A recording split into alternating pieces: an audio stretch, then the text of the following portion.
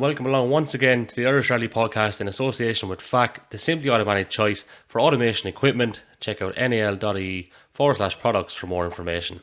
Well, we have a very special show lined up for you here on the Irish Rally Podcast today, and last weekend marked the 25th anniversary since the passing of one of the most popular and extremely talented drivers the country has seen in the late great Mickey Farrell. Based on that, we felt it was imperative to mark the anniversary here on the Irish Rally Podcast, and with the blessing of Mickey's family, we've put together a show which many of his close friends have shared some really terrific memories.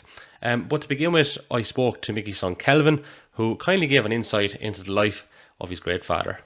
I'd like to be joined on the Irish Rally Podcast by Kelvin Farrell, son of the great Mickey, of course, who we're paying tribute to on this episode of the Irish Rally Podcast. Kelvin, thanks so much for coming on. No problem, Kevin. Good to speak to you. I suppose, I can't really imagine what maybe the last week or so has been like, and even the last 25 years since your dad sadly passed away. But, I'm sure, the immense pride you'd have, you're a son of a legend, at the end of the day. Yeah, that actually sums it up. Look, I was 9, 10 when Dad died, so while I have limited memories, good memories, but limited memories, it's just pride you have. It's meeting complete strangers who will know him down in the country. It's pure pride. It's not many people do what he did. So you can only be proud of what he did. Yeah, and he achieved an awful lot. I mean, in the short time he was with us and stuff, and I think, as we kind of will allude to later on in the show with Adrian and with Anthony and with Podge, the esteem that the man is still held in to this day, all around the country. It's unbelievable. And I know even from talking to Adrian off air or whatever, he was saying, I don't know, I can't remember exactly who he was making reference to, but there's this guy that he knows, and he could go into garages anywhere in the country, and up and down different parts of the country, you'll see photos of Mickey, and that's to this day, and another story Adrian was saying, if you mention, if that particular individual was asked, where are you from, and he'd say RD, first person he'd say is your dad, you know what I mean? There was a great example there 2 months ago. A lad I was in school with, primary school, just sent me a message on Facebook. He happened to be up in Donegal, and the guy got asking, where are you from, RD? Jeez, you wouldn't know Mickey Farrell, would you? Would you have known him? And he goes, oh yeah, I was in school with his son. Wow. Well, the best pilot you'll ever see in Ireland. So send my regards. And that happens every few weeks, whatever. Emmett, my brother, is constantly on the phone to suppliers and stuff like that. Just every so often, oh, would you know Mickey Farrell? Would you know Mickey Farrell? It's very it's, I don't know, humbling, the amount of people who know him around the country, just randomers. It's ridiculous. Yeah, and just an interesting one, obviously with yourself and Emmett. Emmett is working with Farrell Furniture there, which of course is still the business from all those years ago, and the iconic car with Chorus on it, that still lives on in its own way to this day, which is remarkable, really.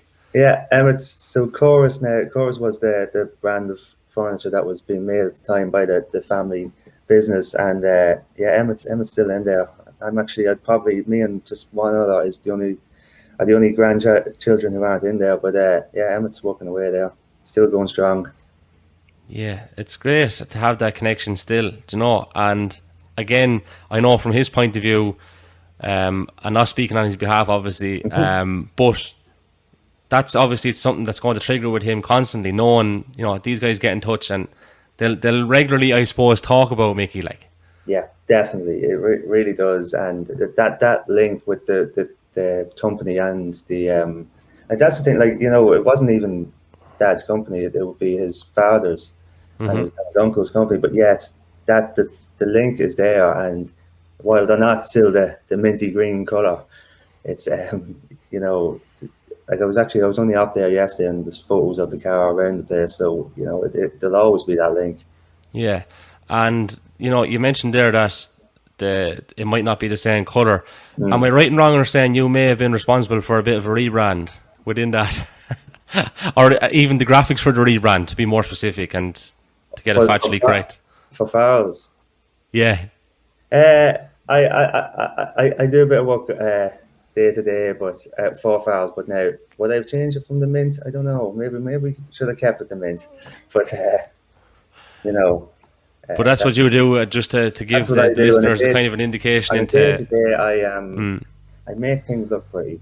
Yeah, bit of graphic design and web design, and so far I always sort of look back at the car and go, what would I have done different? But it's actually it's memorable. I put it that way. Like, people will always remember that car and the color of it, and everything like that. So maybe nothing. Maybe it was perfect. It's absolutely stunning, in fairness. But I suppose let's bring it up here. That's probably the easiest thing to do now at this stage, and we'll have a good look at it there. So if we do look a bit closer as well, and I'm going to do a little bit of zooming here if I can at all. Where is this zone? Here we go. Let's see now. There's two buckos sitting in it anyway, but there's also two buckos here, at the door, and this guy here in particular now. Yeah, he might be familiar. I'm just looking at the McKinstry hat on me, so yeah, we obviously didn't have any chorus ones. Yeah, and this is Emmett here, of course. Yeah, dressed in exactly the same clothes as me for some reason. Not really sure what's going on there. Yeah, you're like twins, even though I think there's about 4 years between you, is there? Yeah, so Emmett's 31 and I'm almost 35 now, so yeah, it's about 3 or 4 years. So yeah, so I mean, there's a lot going on in that photo actually, because I don't know who this dude is with the bling hanging out. He's what's going on there. And was it draw the motor club, I think, or something. Maybe he's drawn his answer to BA brackets or something. Maybe that's it. I don't know if we want to know what draw to the BA brackets is. But yeah, but again, like it's good to. I mean, Adrian has sent me over a heap of photos, which we will go to later on in the episode, and we get to see all those and add a bit of colour to it and everything. And Adrian actually took that photo as well. But it's fantastic. It's absolutely brilliant. Like, do you know what I mean? And again, a fantastic memory to have. I hadn't seen that photo up until a couple of years ago, and it's brilliant. Like, I'm sure that there'll be ones you'll go through later that we have up on the wall or something like that here. But that one just out of the blue, Adrian.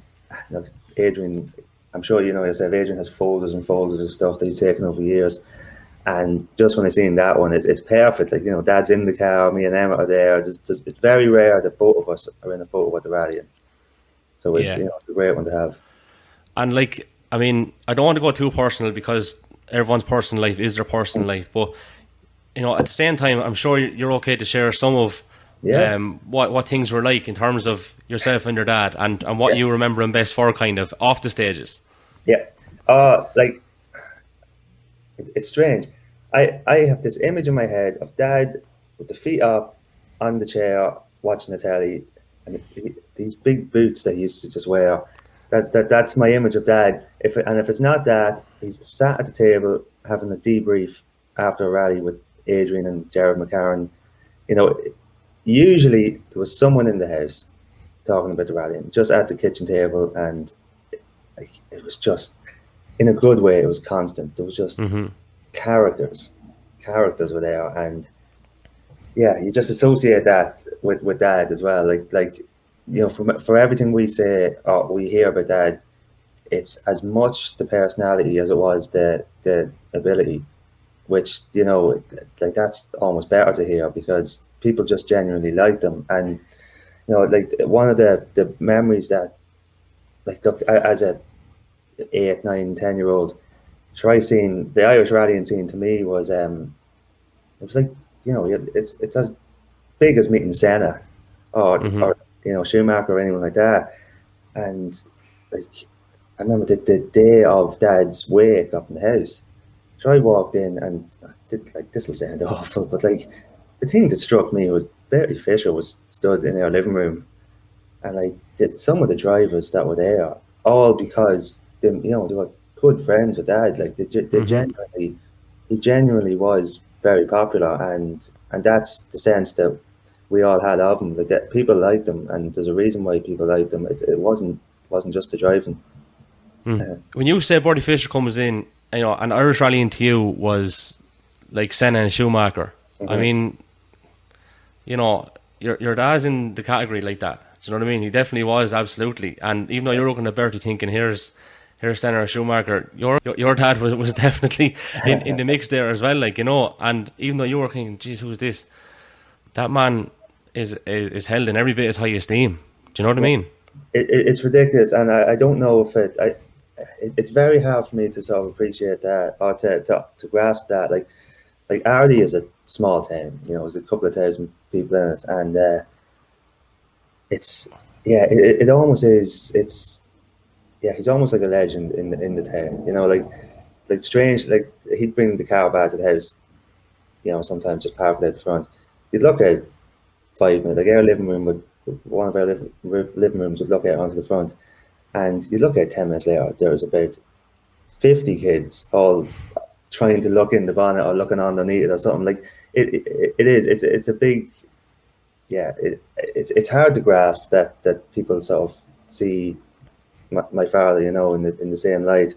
But it is. Even when we were growing up, you know, I remember Emmett had Stephen Murphy's car on the wall, like stickers, and things like that. Like it's weird. We almost didn't see Dad in the same light, you know, because I don't know why. It's weird, but like you gain the appreciation after he's gone. It's strange. And that's one thing in, you know, doing a bit of homework for the program here. I've discovered is, like, I've heard as much about him, like, that's nothing to do with Arlene. As I have that is to do with Arlene, and all of it so good. And I suppose if I could describe it, an unsung hero really, because he would do something genuinely out of the gut of his heart, would never want any credit for it, and would seem to hate the fact that anyone would ever find out about the fact that he'd done something. You know, he just wanted to do it to do something good because he was genuinely trying to help. Yeah, again, and like you know, the lads might touch on it later or whatever, but like Adrian's been telling me stuff over the years that he would do on the committee that you just never hear of. You'd never hear of unless you were in that circle at the time.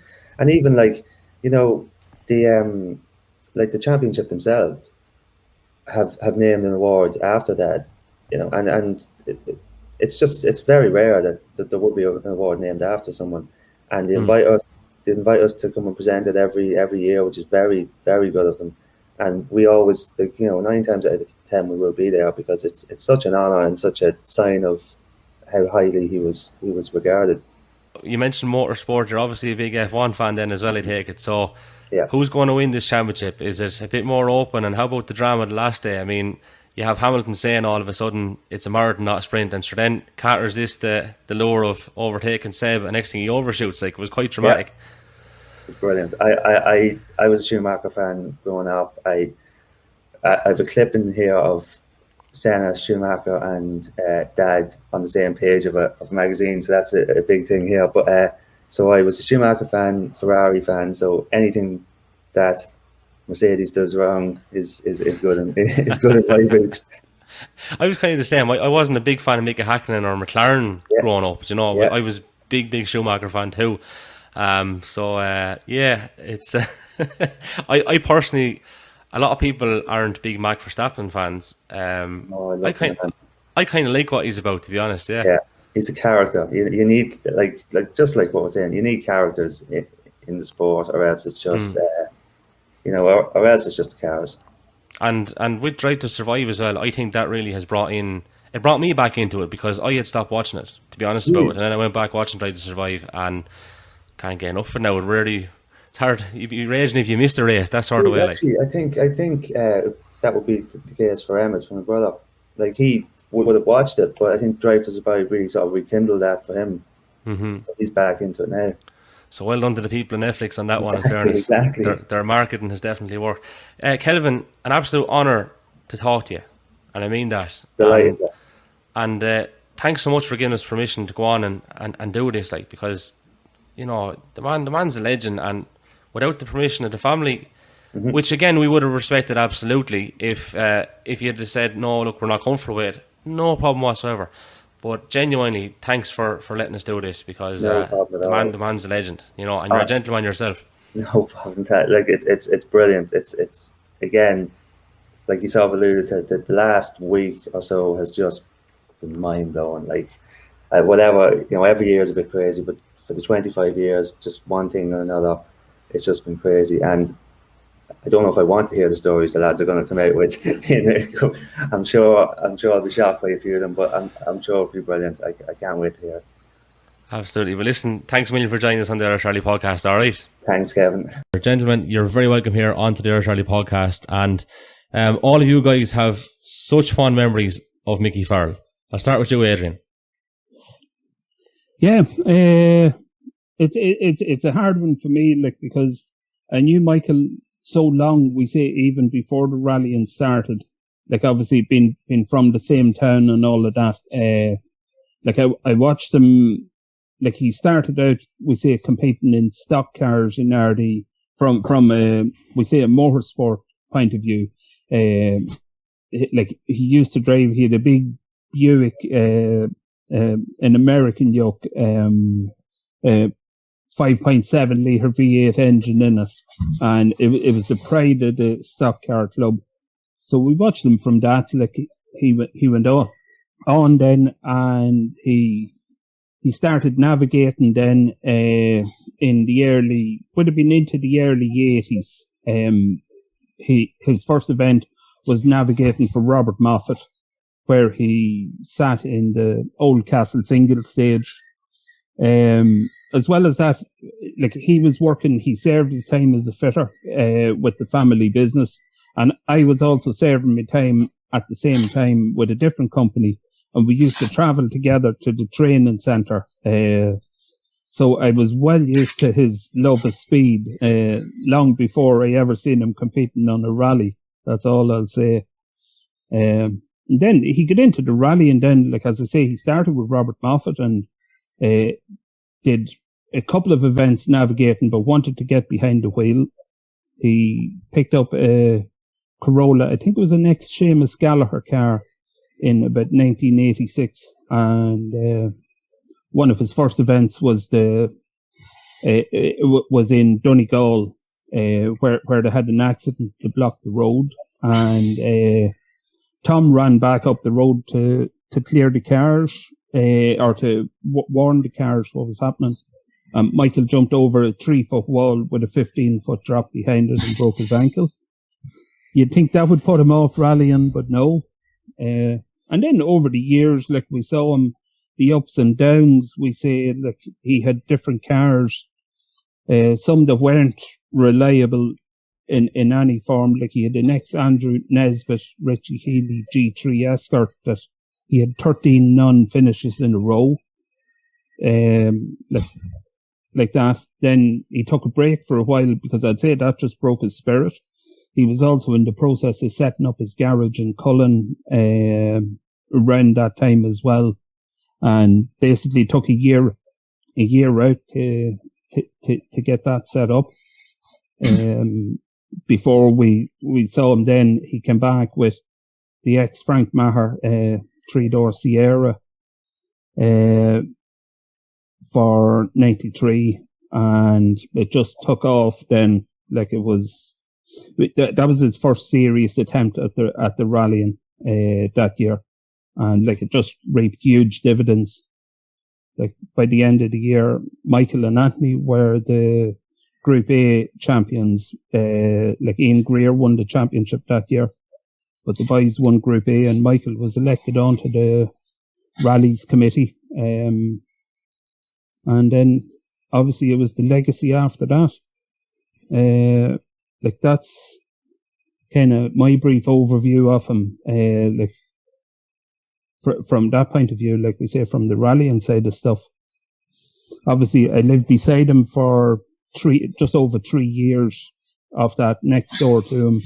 So I was very involved on a day-to-day basis from about 91 until 94. Mm-hmm. Like so that. Yeah, plenty of memories, obviously, not just in terms of competition, but given the fact that you live so close, naturally you saw plenty of the human side and the person side as opposed to the competitor. Oh yeah. Like, he was the sort of person. Like, obviously this was a time before mobile phones, but, like, he'd get in touch with you, like, he'd ring the house or whatever and ask you to do something, and, like, you never had an option to say no. Like when he was asking you to do something, he was telling you kind of thing. But nobody could refuse him.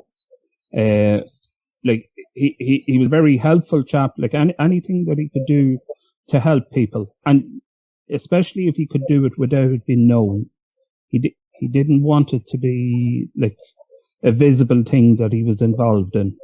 Mm-hmm. Kind of an unsung hero in many ways then. Oh yeah, and he was very happy to play that part. Yeah. Because he was behind all the crack and the speed and all of that. He was a very kind of reserved individual, mm-hmm. but still mad for fun and mad for crack, but still shy enough. Yeah, Anthony has plenty of those stories, which we'll come to in a few moments' time. But Podge, I'll bring you in here. Your memories of Mickey. Yeah, I first got to know him through a fellow who used to navigate for him, Willie Boylan. Willie suffered in the hot seat of the G3 that Adrian mentioned. That would have been in the early 90s. Myself and Adrian would have been on ditches all over the country taking photos, and I started competing then shortly after that. Then 94, he rang me in 94 then to do Galway with John O'Brien in the Group NS Cork Cosworth that he was hiring to him, but was in the process of selling it to him. Mm-hmm. And I was competing myself at the time with Mick Fogarty. We would have, every other rally we would have done in 93, we would have met Mickey and Anthony nearly every other weekend. There were like, it was a single stage, running the forestry rally in Nina. Mickey entered it a few times for us. And then 96, then I done gravel notes for them in Galway and the Circuit of Ireland with Charlie Donnelly. And there's a story there, which we'll come to later on.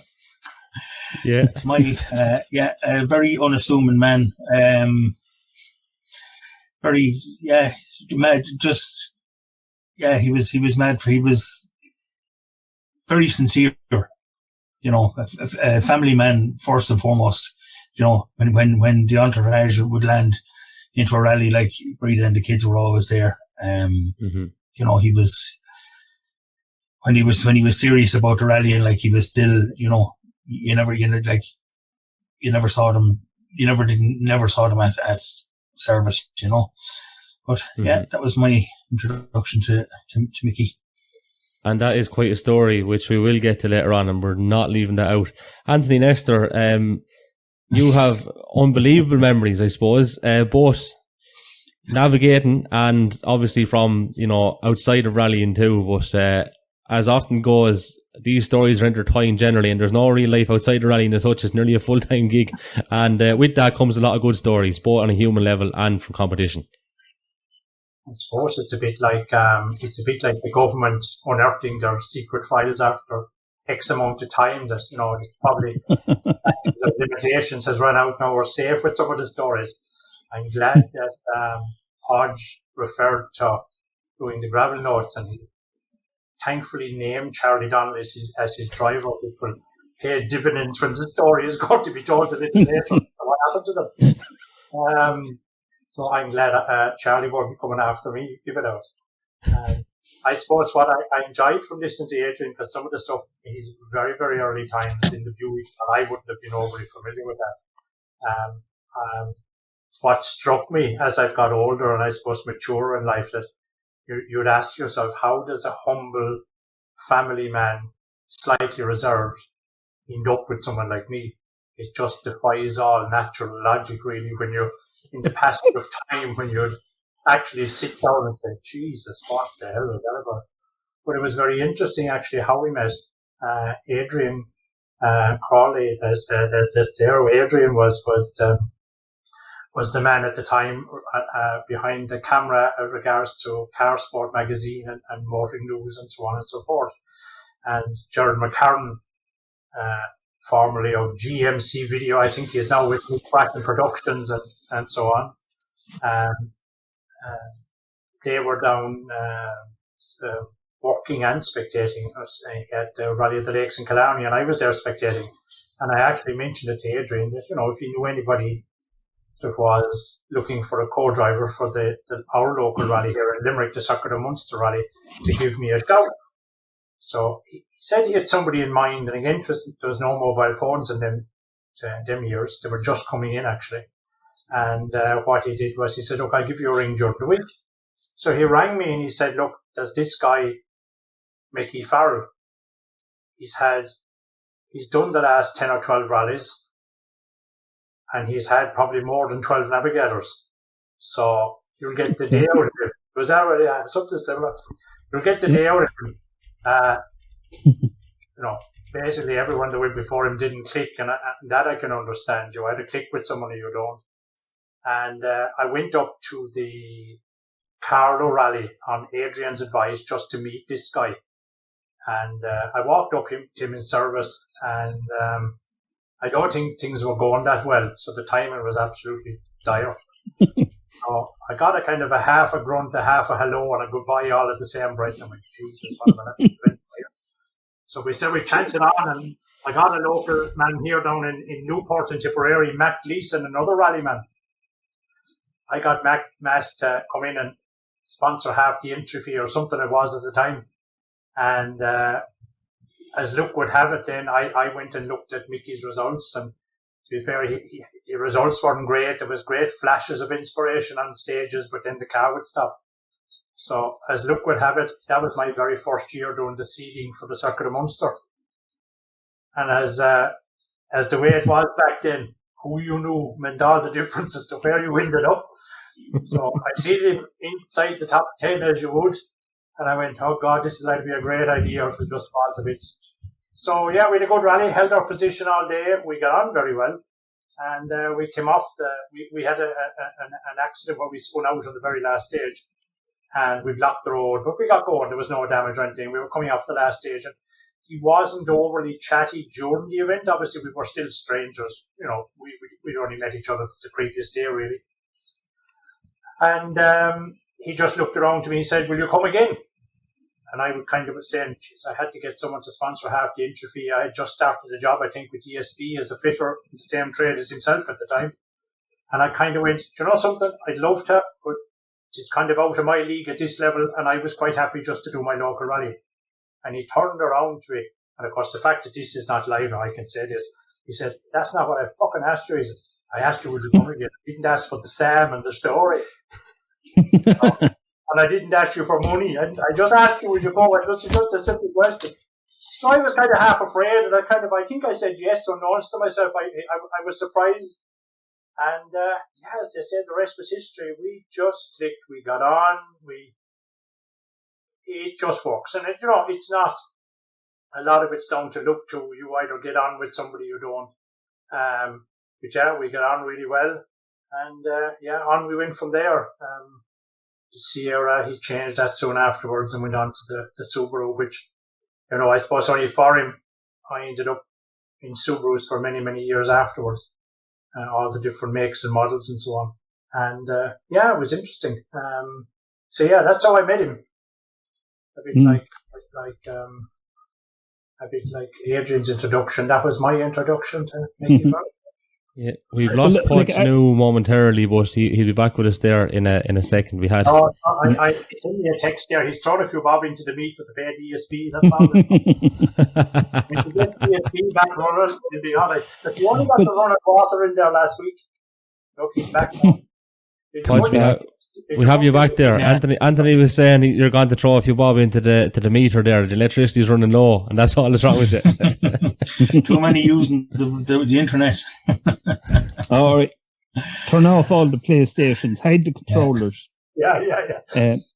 But I think just come back to Anthony there, like we say, talking about hooking up with Michael. The main thing, I think one of the best things about that was they had a win very early on in their partnership.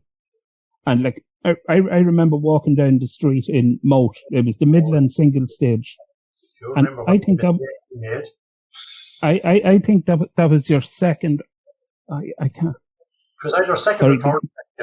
Yeah, it was their second or third event, and they won it outright. And I remember Michael walking down the street, and he said, "I'm the happiest man in the world today." He says it's just all starting to click, and I'd say that was a hell of a boost, we say, for the partnership, or definitely a hell of a start. Like, well, a very much an untold story.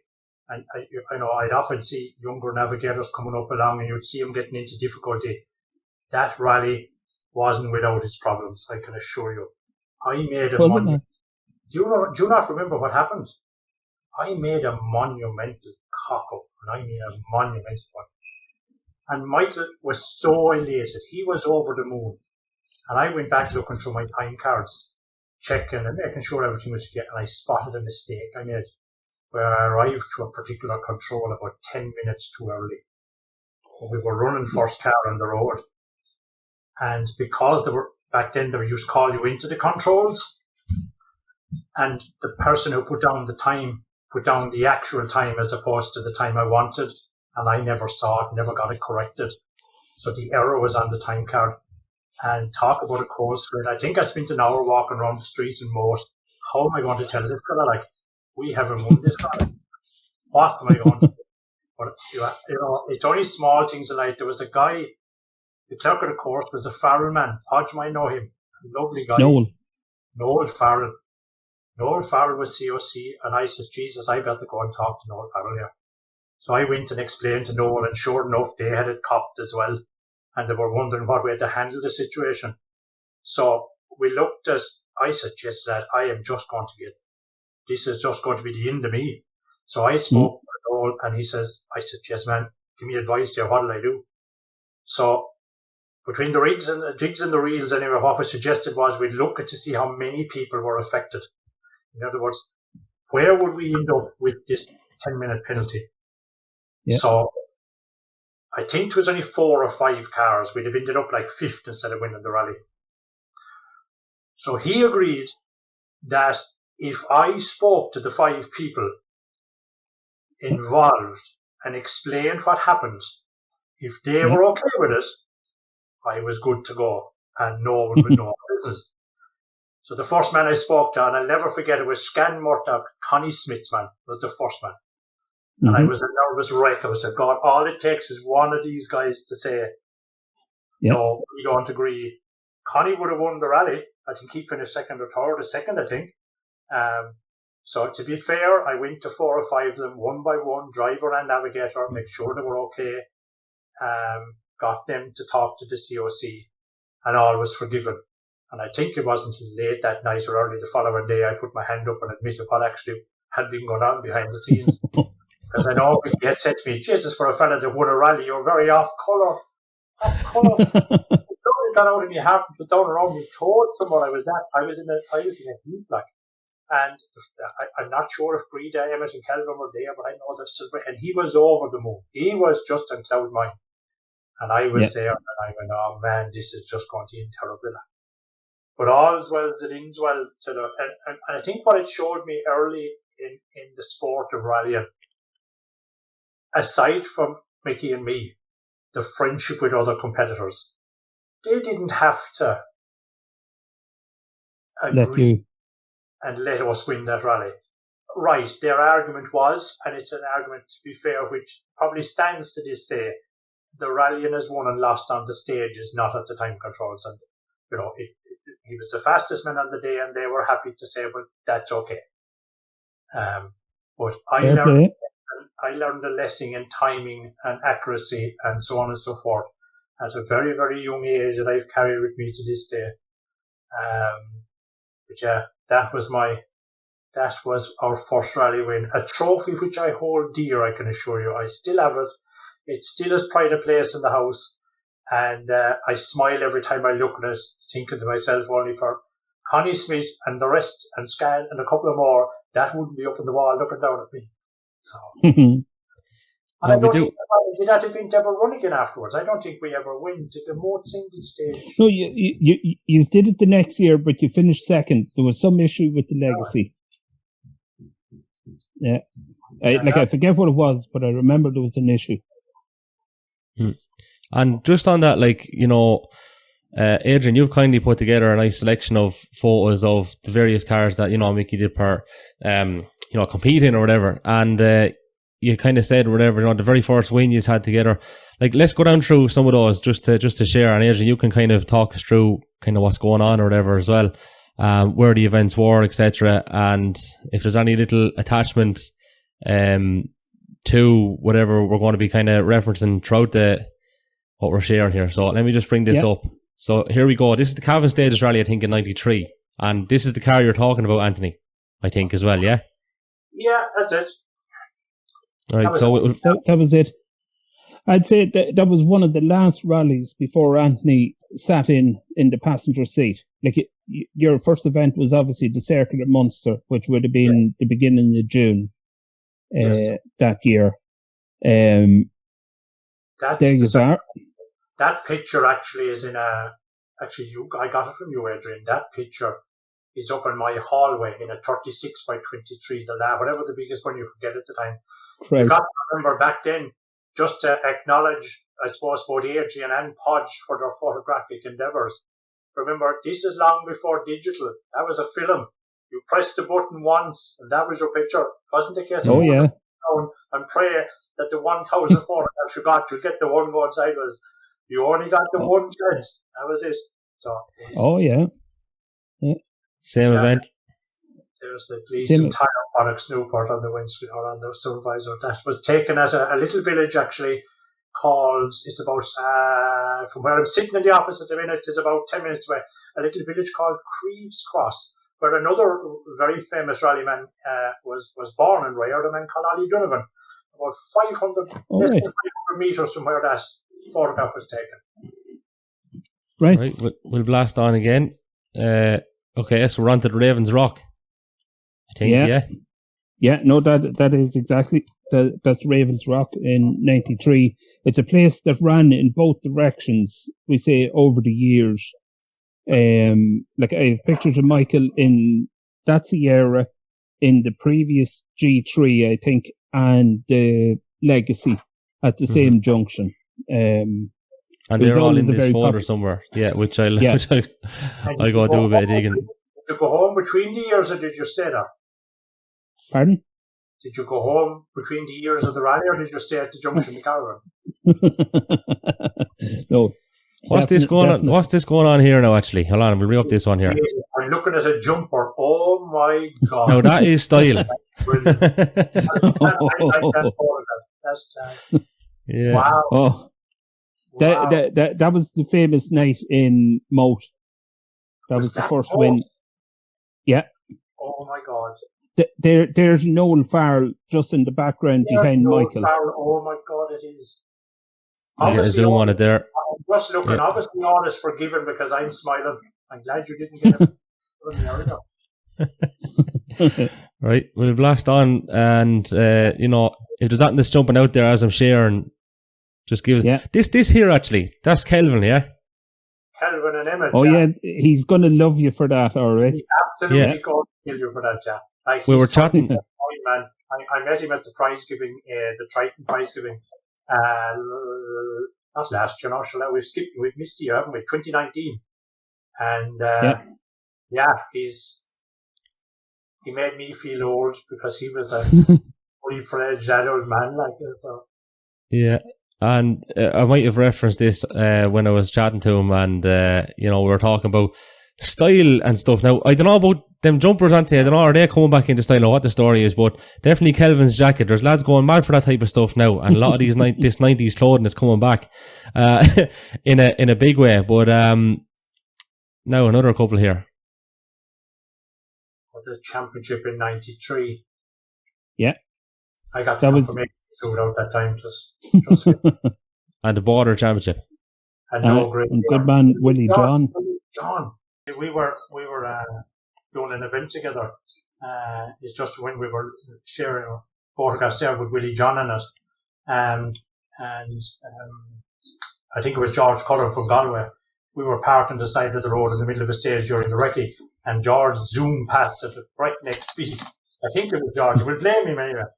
And As a poor farmer, he was probably in his late 60s, or God, he was living inside the front door. And out he came, and he had a bit of a walking stick, and God, he was doing some giving out. So we said, we better stand out and talk to this guy, because we're parked outside his house. And God, we got a litany anyway. So we just stood and listened, and Michael, to be fair, he just listened, and there wasn't a word said. He said, you know, it wasn't us, you know, we were, but he wanted to talk to the organisers and what he didn't want to do, and this wasn't fair. And to be fair to the guy, he was dead right. But while he was giving out and he was really, really cross, Willie John pulls up to talk to Mickey. But Lord, all things changed. He looks at you, man. Are you Willie John Dolan? I am, says he. Next thing he roars to the wife, Margaret or Maisie, said, come out quick, he said, Willie John Dolan is here. We still didn't cop the significance of this. He was a mad Tyrone or football man. And next thing Willie John went to the boot of the car, and he had hats and calendars and pictures of the team. I'll tell you, he thought rally, and you were at this rallying as well, Willie John. And next to your man, I'd say, was a rally follower for life. Was forgiven, everything was forgiven. Willie John Willie John was Tyrone, wasn't he? Tyrone, he was, yeah. Yeah, he was sponsored by the Tyrone team. So Willie John had a few parties in the back of his recce car. And there was no word about George and the Speeding or anyone else. And he wished us all the best. I nearly go as far as to say Willie John was offered in for tea. Better man to go for tea. It just came to mind there, just when I saw a photograph of Willie John. Yeah, and that's why, of course. Great supporter too. Yeah, absolutely.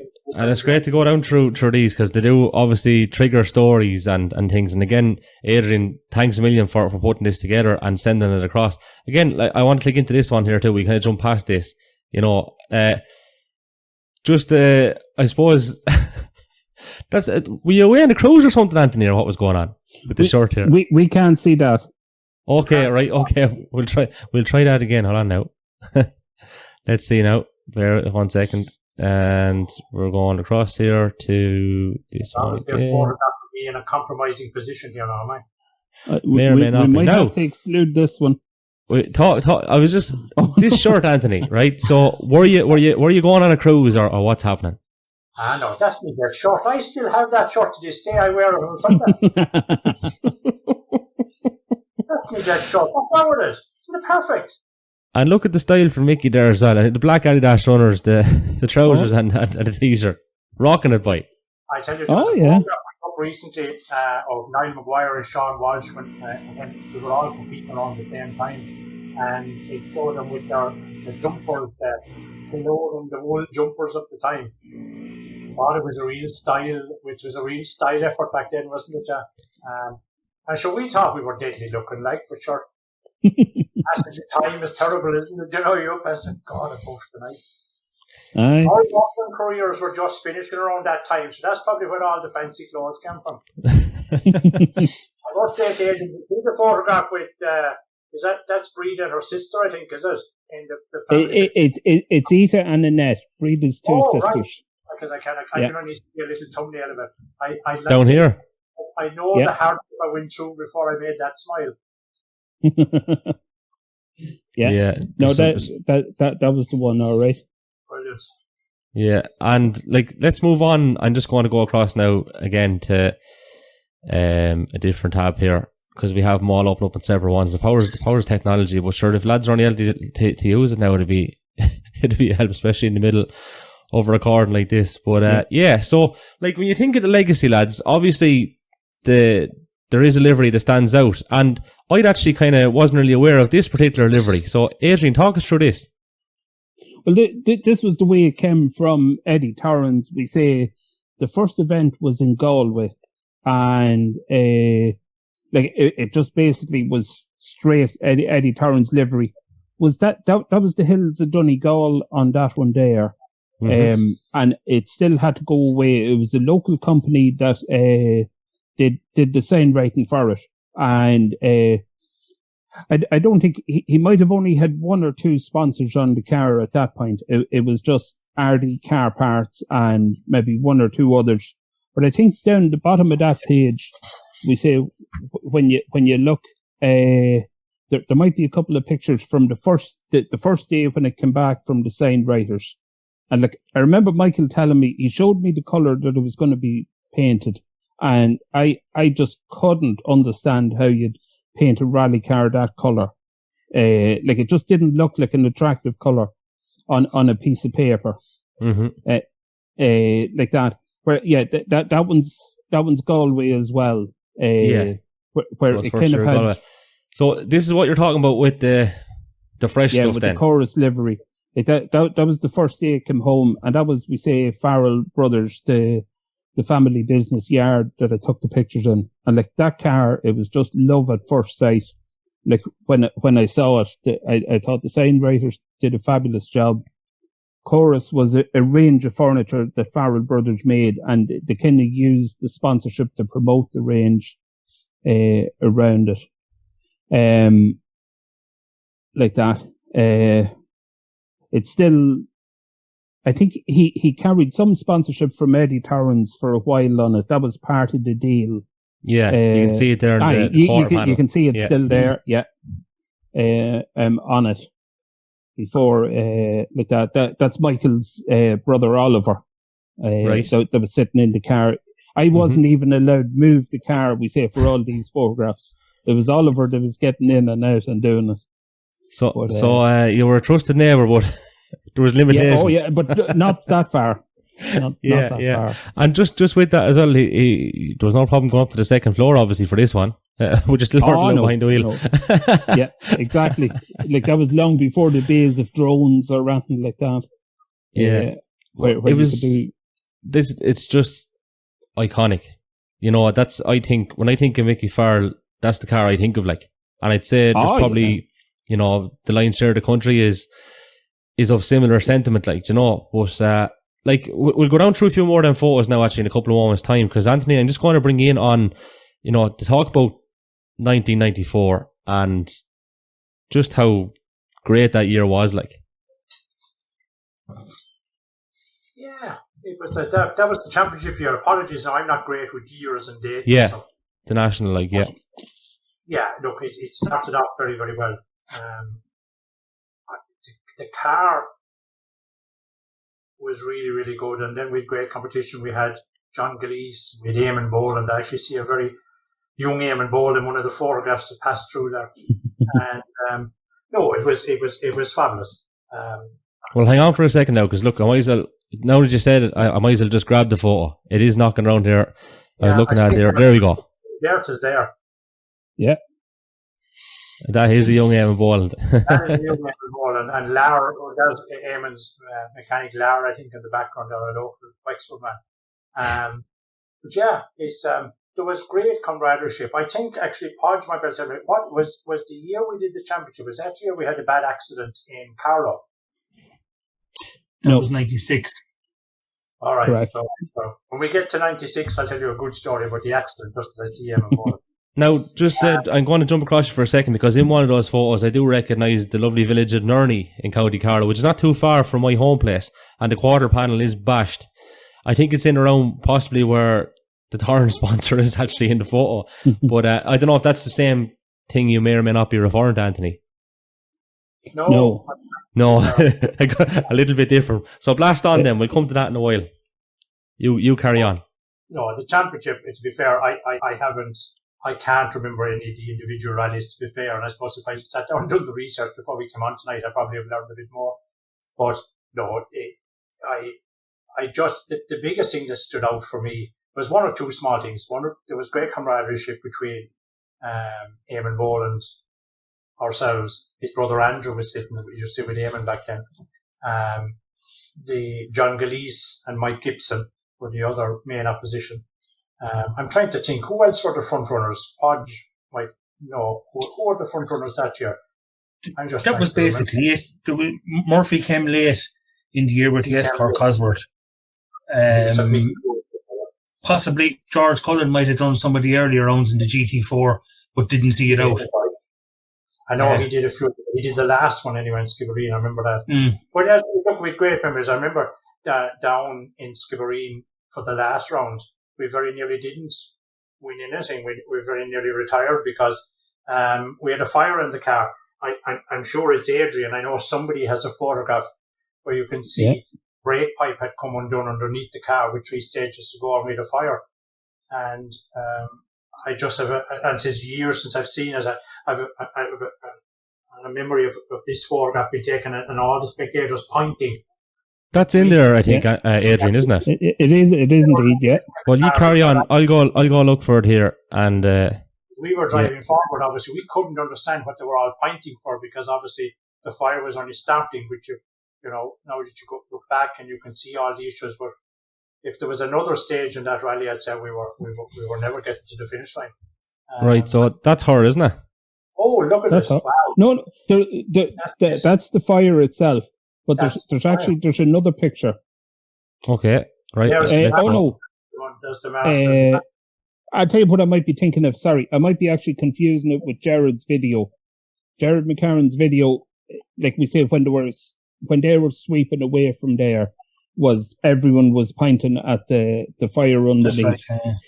Yeah, just to mention, and to be amiss of me not to mention, just as we mentioned the style of our clothing back then, I would like everyone to look at our cameraman Gerard McCarron and the style. It's like the Technicolor dream coat he's wearing there.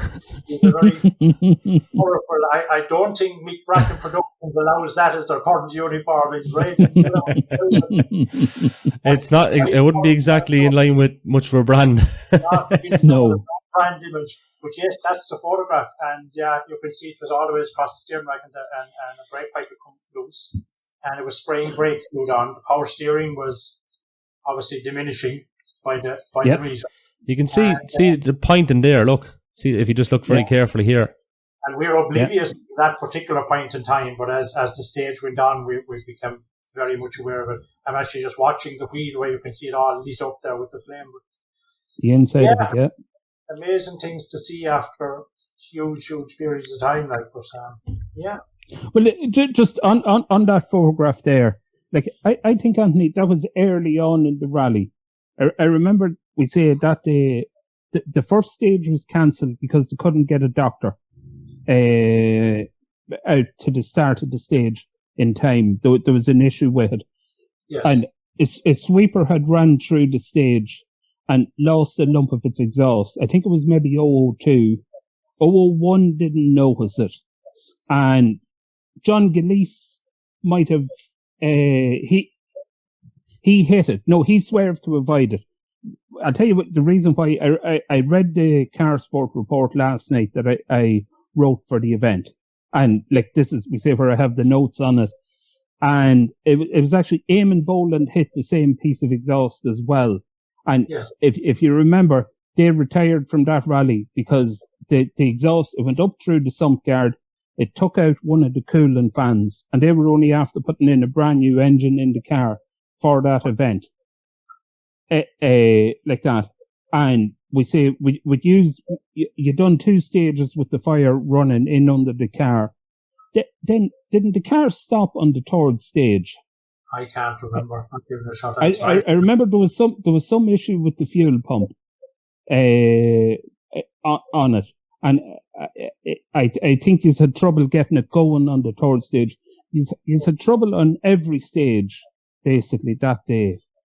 We say that ran, and then you run into controls here with time cards and no rally car. I'm sure that was a very popular activity. When you're much fitter and much younger, you could see co-drivers' heads back in the 90s appearing in trucks, trains. It didn't matter. You got there. Oh yeah. It didn't matter whether the car got there or not. Actually, it's just diverting just for a second. We actually started a rally one time with Mickey, and we went under the start ramp, and Dougie was there, the great Dougie Jules. And he given the introductory of, here comes Mickey Farrell and Anthony Nestor, and given a bit of a chat on us as we went under the ramp. The only thing that was missing was the car. I was there. I walked under the ramp. I handed out my time card, and I walked down the street. No car. The car was within 12 miles of the start ramp that day, and I'll never forget it. And I never even turned around because I reckon I couldn't hold a straight face because I reckon there's no way we're going to get away with this. So when Doug invited us to the start line, I walked up. I handed my time card out to a very nice lady. I never asked me what her name was or where she was from. I don't even know what town it was. And I walked. He said, "And there." And one of the things that I never looked back.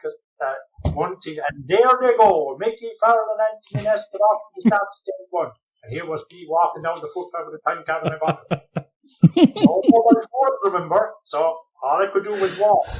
So they broke a drive shaft to the start line. And McKinstry was out at the start of the stage within 500 metres of the start line, which was 12 miles away, with the car jacked up, putting the drive shaft in it. So the car was at the start line. It just wasn't in the town for the ceremonial starter. Well, it wasn't the ceremonial, but the actual start of the rally. But so back then, once the co-driver was there and the time cards made it, so what difference did it make, really? Like, you got the time card. That was a fair obliging moment. I don't know if that would wash nowadays, would it? No, I don't think. I think after a period of time, you had a label on your back that anyone could get away with anything once his name wasn't Anthony. Now, there was, you were known to pull an odd, or try pull an odd little bit of a stroke up and down, and Mr. Gillese nearly fell foul of this over a cup of coffee, I think. Is that right? Adrian will remember this. I think it was, I'd say Skibbereen, but I think I'm wrong. Back then, to do the national championship, unlike now, I wonder why they changed the rules. We'll see for a minute. You had to sign on every event. So, the sign on your finish when documentation, actually no, I'll give you the exact wording of it because I'll never forget it. The sign on finished at the scheduled time of the finish of documentation scrutiny. So if documentation scrutiny was written in the rights from 8 to 10 a.m. At 10:01, there was no more sign on for championship. That was it. So I remember beside the hotel one that morning, and John and Mike Gibson was there anyway, and I said to Mickey, "Here, we'll try something here for the crack. Boys, we just have a cup of coffee." So we buy some coffee, and as the cup was depreciating in the coffee department, I said to Joe White behind the bar, "So the boys will have a top up there." We're looking at the watch, 10 to 10, so we'll chance it for another minute. In fairness to Mike, it was easily known Mike Gibson made it to the professional ranks after about 3 minutes to 10. Young Gibson went, "I fucking know what you're doing." The coffee would fly, the boys were running up the hall and we didn't to sign on, and I went, that didn't work so well, did it? Talk about a great plan fall into bits. Of course, we denied it for 20 years afterwards, but John and I often joked of it afterwards when John goes remembering moments and memories. That's always at the top of John's list the day he very nearly didn't sign on for the championship, all because some devious individuals were buying him coffee and kept it topped up to make sure he remained stationary. And it was in a bar. I don't know where it was. I think it might have been Skipway, I don't know. But yeah, they changed the rule very shortly afterwards that you could, I think, sign us up any time up to the time you started the rally. So right. The only people that suffered with that rule change really was the hotel and the coffee machine. Other than that. Yeah, you could do so good. And of course, remember, no phones, no texting, no nothing.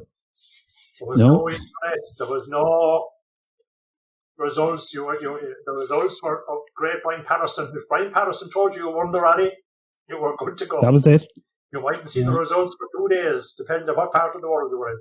But if Brian Patterson said you were good, you needed once Brian, you met Brian off the end of the stage, and you know about Brian. Brian was the best man ever you saw. What's the best way to describe it? He was the best man ever to make you feel good when you drove bad.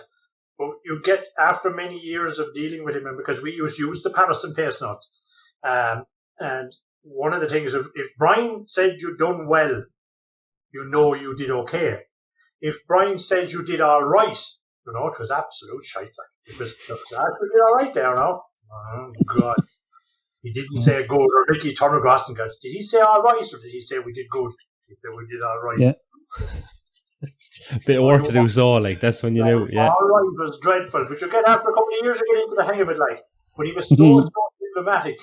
And, yeah, but I suppose you get so used to technology.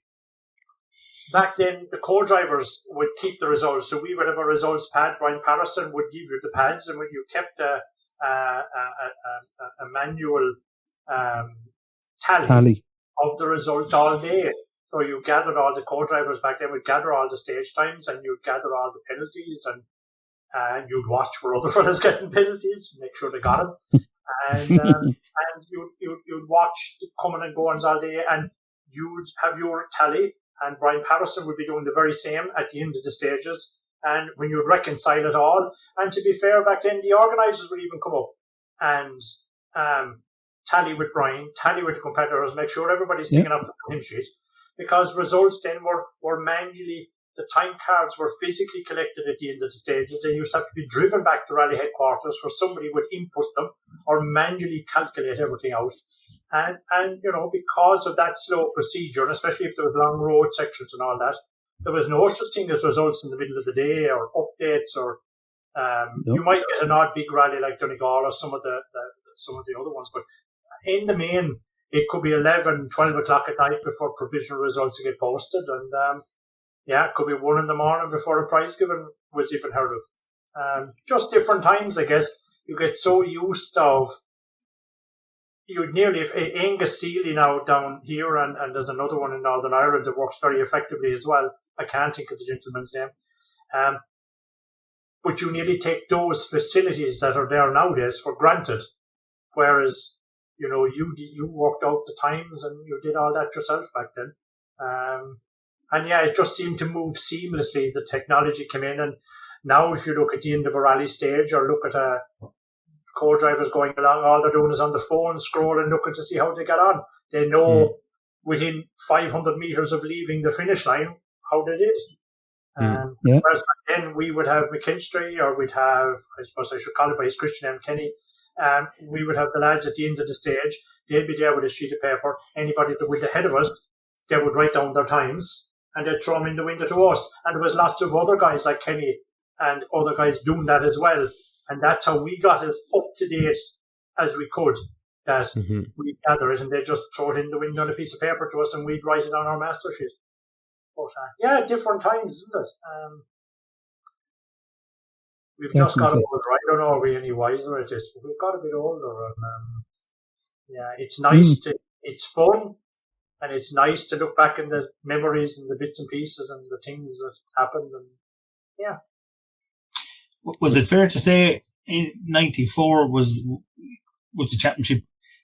He didn't want. I won't say he didn't want to win. He tried hard not to win. Was it the stone throwers? Remember, on the first or the second stage, he lost the wheel, and was it Anthony didn't sit in Clare? Paul McLaughlin sat with him in Clare, but he didn't sign on. And he thinks that he blew the engine towards the end of the rally. And that would have been, Clare ran late that year. It would have been maybe 2 or 3 weeks before Skibbereen. That's right. Yeah. And there was a panic then to get the engine back. That's right. They'd have to go to Kenny, we said, to go to ProDrive to come back. That was it. Yeah. Like, you had a great run, Anthony, that year, like in '94. The first half of the year, as Podge says, up until stone throwers, I think there was probably 5 or 6 wins in it. Because like, I remember Kelvin, Monaghan, Ballina, possibly Sligo. Sligo. I think it was 5 or 6 outright victories anyway. The Rock as well. That's right, the Rock. Yeah. And he was second to Gwyneth Evans in Munster, but was first registered competitor home. Yep. And then ALMC, obviously, when they say obviously, that was his home event. Like we said, stages. Yeah. Like we said, that was another win. One of the funny things, and again, it's only when you look back on it, you smile. The first probably 6 events we won, but they were all, like as you said, Kelvin, Monaghan. There was a group of them in the say north of Athlone. And if you come, if any of you ever visit the house, sometime I'll show it you. It just brings a smile to my face. Each of the clubs, in their infinite wisdom, and I won't name the company, each of the clubs in their infinite wisdom used the same crystal company. Right.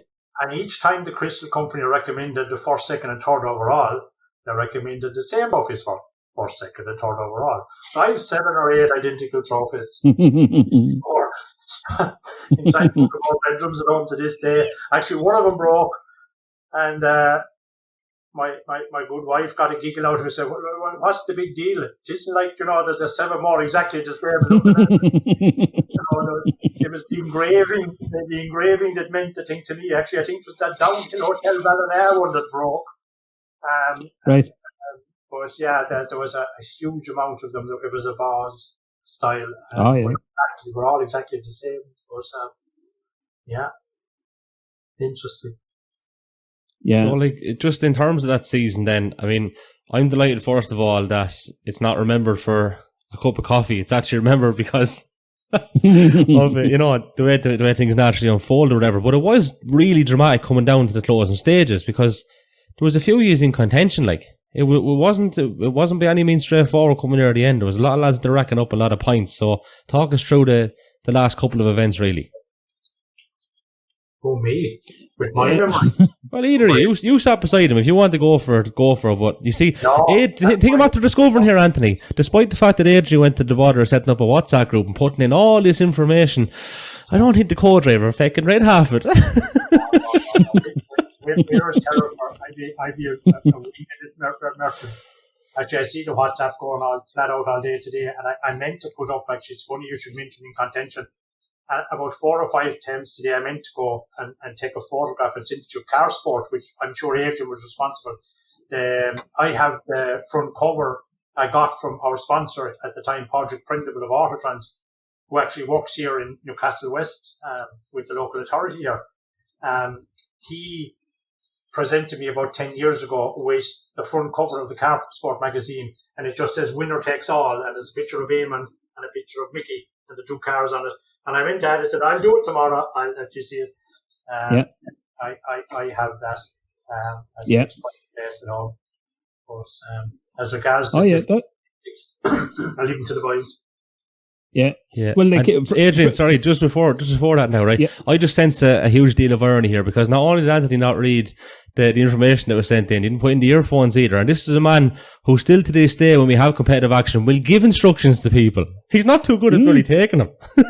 I did you not know that the modern co-driver, that Stino has this blue helmet out, that there's no wire leads in it? But one of the great things I've learned about this now, they have a new helmet out, Adrian, that the intercom is now Bluetooth. There's no wires, so you can go to the car. But one thing I love about it, when I was doing a bit of reading it, not that this is true, but I'm saying, the information only goes one way. I don't have to listen to anything at all coming in. Get it out. That's all that matters. Right, Anthony, I'm going to leave you alone now, and I'll let Adrian actually tell the story as it unfolds. Well, we say just kind of we say to follow on from Anthony's bit there about the cover of Car Sport.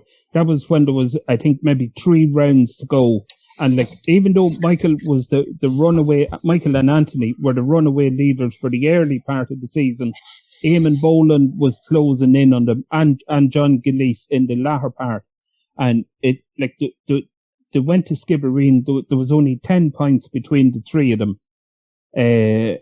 on that.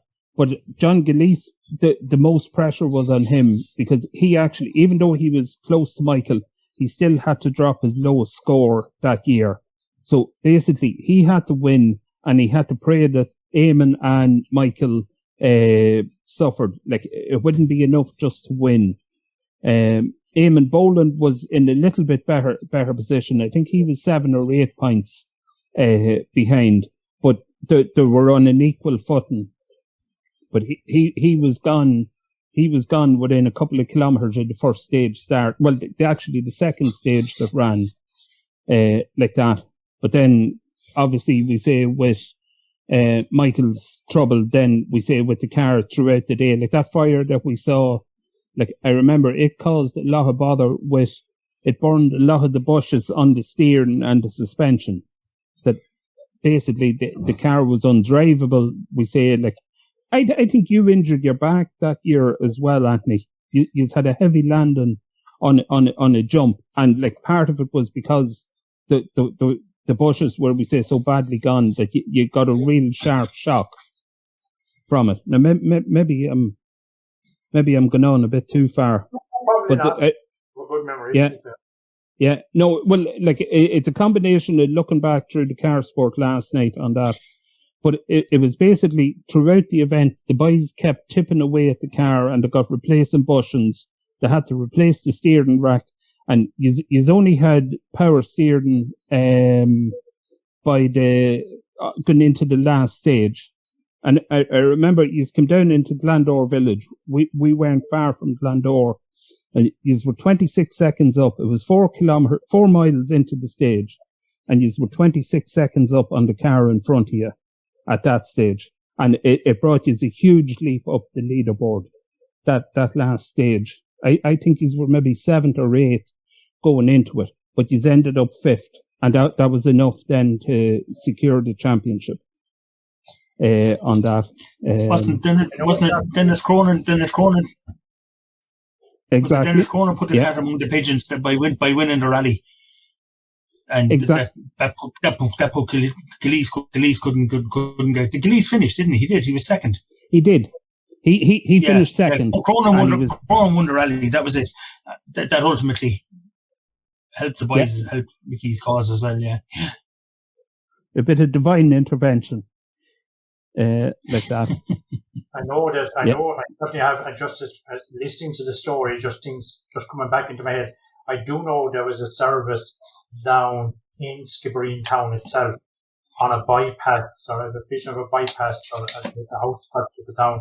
And I do remember having to go to the out control again without a car, but explaining that either we get out here or our championship is over, like, and pleading your case as best you could in as nice and as polite a manner as you could. But that worked out as well. But I do remember one service. So it's possibly after the fire issue, trying to get the car back in some sort of a condition, but there was an issue. And back then, because there was no other transport, once you got to the out control, you then had to hide behind a wall or a bush or climb a tree or something and keep an eye out for the car and jump into it when it came past. But that'll be it, all right. Now, I'm just going to jump in here and bring in these pictures, So, that's happy looking buckos there.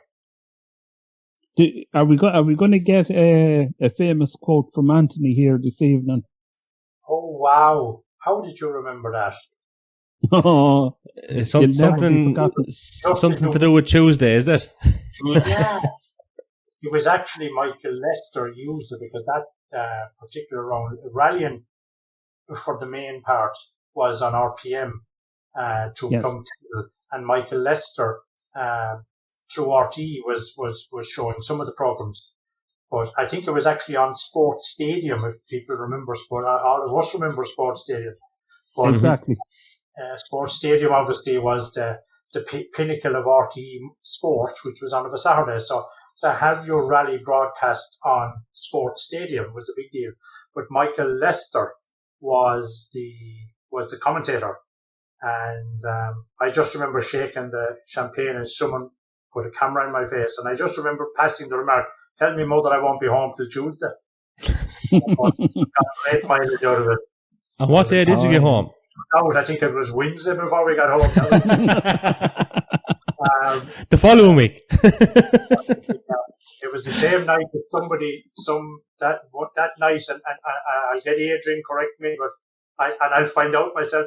I think that was the night that Kenny was there, Sam and Gary were the two mechanics, Kenny's brother Sam, and Kenny had a new pair of brown corduroys that he had bought for the occasion of the last rally, and he ended up with the fact that he's laughing now tells me that my story is half right anyway, right? Something went into the water in Glandore. Now, whether it was a salmon of knowledge or what, but McKinstry went in after it with the corduroy pants still on, and came out like a dog rat, out up onto the slipway and up on across them. The hotel was right on the water, like. Yeah. Now, what I would ask Adrian, the fact that he's giggling, has you any idea why McKinstry went into the water that night? Now, I'm afraid it was on in the evening after a couple of as Exactly. would say after a couple of minerals were consumed. Yes. What he's doing in the water, I don't know. I'm sure the corduroy pants shrank immediately. But that was one of my memories of that night. And I remember the man who owned the hotel now, and I cannot think of his name for the life of me, a lovely man, he brought us down into the kitchen because the hotel was that packed in all the floors. There was a couple of floors, a very small hotel, a very quaint little place.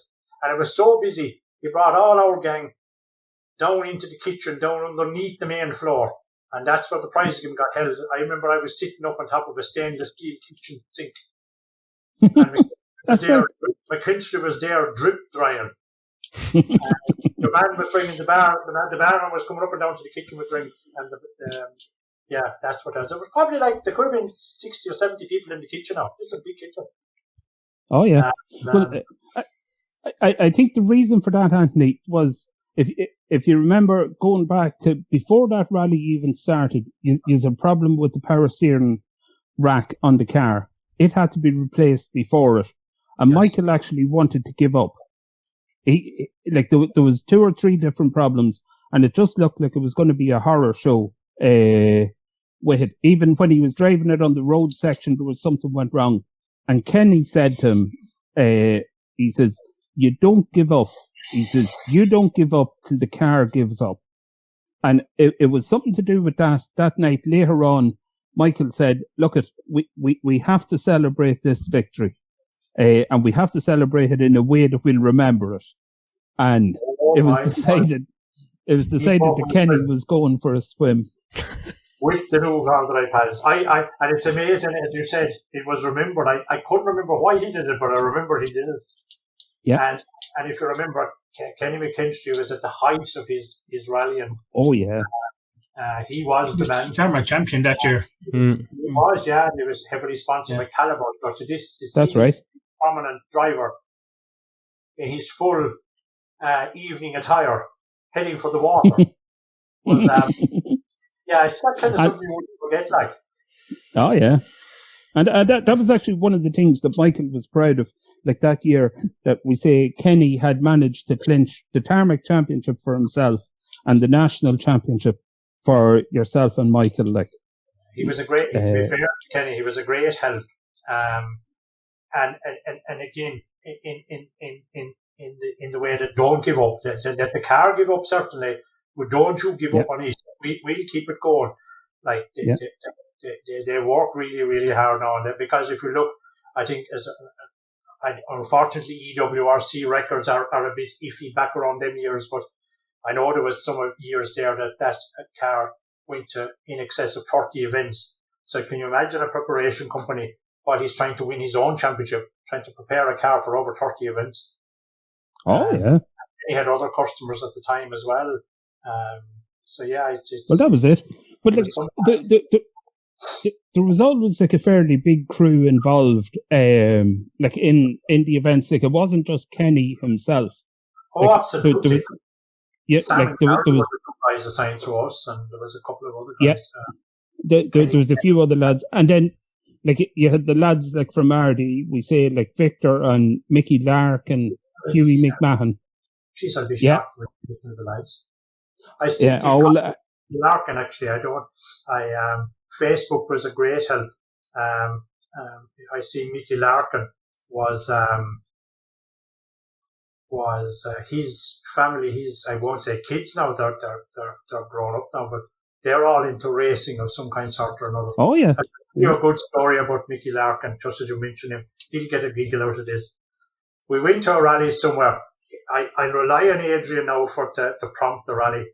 But we decided we'd team up with the madman that was Eamon McAleenan. He was an engineer extraordinaire. That was the best way of putting it. But I have 2 memories of McAleenan. One was coming was a Breeda's sister, that was Mickey's sister-in-law. Did they come to Lurgan Park one day? And Smokey and Slandis was very popular back then, so your boy arrived with a Trans Am and the cowboy hat and the pretty girl and the whole lot, and arrived in sort of doing donuts in Lurgan Park in a Trans Am. There's actually a picture of that car. Huh? There's a picture of that car in the folder. Ah, you're joking me. Oh, wow. Honest to God. Right. Yeah. Where are we heading for here now? I'll dig it out. No, you like imagine this if you look in the people folder, Right. I think, Okay. and I have to admit, I didn't take this picture. It's your good friend Podge Newe that took this. If you find it, Right. Let's go digging here. Can you I think imagine she's down. It might be one of the very last ones. If you can show it. Right. I certainly would Okay. be very nervous. Oh, look at it.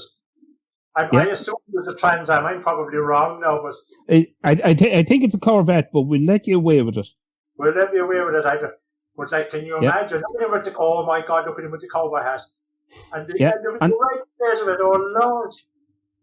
Yeah, now and look, look- there's Michael watching it. Looking, laughing at him. Yeah, and look at the red on it. Jesus. Like, That's so Elvis. Yeah, he's that, from the grass with that job. And like, Yeah. he was some crack. Look at him. He honestly thought he was buttering us, and that's as sure as God. yeah, That was brilliant. and like that's And just the that's way Michael- Mickey's standing there as well, you know, just Yeah. If you're to put a caption over Mickey's head, I'd put it for you now. What does that gobshite think he's doing? Yeah. I'm the man driver here, not that gobshite. If you go back just to that album, John, I just want to show you two pictures that's in it. The next picture beside it, that's Tom Taff. That was Michael's driver or navigator for the very first event. And when he done the ankle. That's Tom Taft there. Just so that it's a connection to the original story. And of course, Tom did a huge amount of rally, and it was very successful in the 1600 Corolla class. Oh yeah. With Susan, his daughter Susan sat with him. That's right. That's correct. Yeah. And then there's just one. We wouldn't meet Susan at all. We see all her exploits. And the next picture beside it, then that's the other man. That's Podge Newe. He actually took most of these pictures here, but he was the Autotrans connection on the Legacy. It provided the sponsorship for the 94 and 95C. I actually still do work for Pádraig down here in Limerick. Pádraig is actually now the transport manager in Limerick County Council here. And we would do a lot with him. I would meet Pádraig on a very, very regular basis now. But yeah, he's very young. He'd be trying to see that go up. It's actually good to have a little flick through all these. There's one we obviously seen earlier, but you flick down through another lovely photo. That's Emmett. Yeah. Like, yeah, it's great, like, you know, and the lads, when they see this, will love it. There's Plum obviously having the chat with him, whatever. We'll keep her lit. Ken Smith, and there's Mickey Larkin. And to finish my story about Mickey Larkin, I'll give you the great detail. And as I said, I'll go in on Adrian or Podge or someone that might know the event. They decided to team up with the Trans Am with Smokey and the Bandit there, and we said we go to a rally together. Now, if you remember at the time, Eamon Boland had a lovely escort, and on the back of it was a Michelin man. I think it was a Michelin man on the back to signify a Michelin sponsorship. So McAleen anyway had an escort Cosworth as well, and he had a Michelin man on the back of his one. But the only difference, the Michelin man on the back of McAleen's car was holding a pint of Guinness. If you looked at the back, there was a pint of Guinness in the Michelin man 10. But anyway, came into service and Mickey Larkin was there, and McAleen had no jacks, the conventional jacks for jacking up cars, but he had this great system that he had invented by taking out all the equipment out of a JCB, and he was able to shove it into the front of the car and press a couple of levers and pull and lift the car up. The only trouble is when he got it up, the boys wouldn't go under it, and Mickey Larkin was still there looking above in the middle of the street. I think it could have been Granard. And your man there, and she going sideways and she going backways, and he tried to get it up even. And they turned around to McAleen and says, Jesus, surely you don't really think we're going to go into that, do you? But that was one of my memories of Mickey Larkin, just laughing at McAleen and said, there is not a chance in hell we're going in under that car. The same year you done the circuit on McAleen and done it in the escort that year as well. And had converted a fire brigade for a service truck. Yeah. And the same thing up in Sligo on the Sunday night. It was the Sunday night in Sligo before the night stages, and plugged the thing in again, and it was like something now went Back to the Future. This car lifting up in the Wine Street car park, and everyone standing there. If you ever look into the JCB Podge and you see all the levers in a JCB, he literally cut that out in its entirety, and it was just thrown on the ground with all these levers, exactly the same. And there was hydraulic hoses running everywhere and a big hydraulic pump. You wouldn't dream about it now. The Michelin man with the pint of Guinness. Did he have a cowboy hat on as well? No. He should have had. There's surely a photograph out there of that car with the Michelin man and the pint of the can.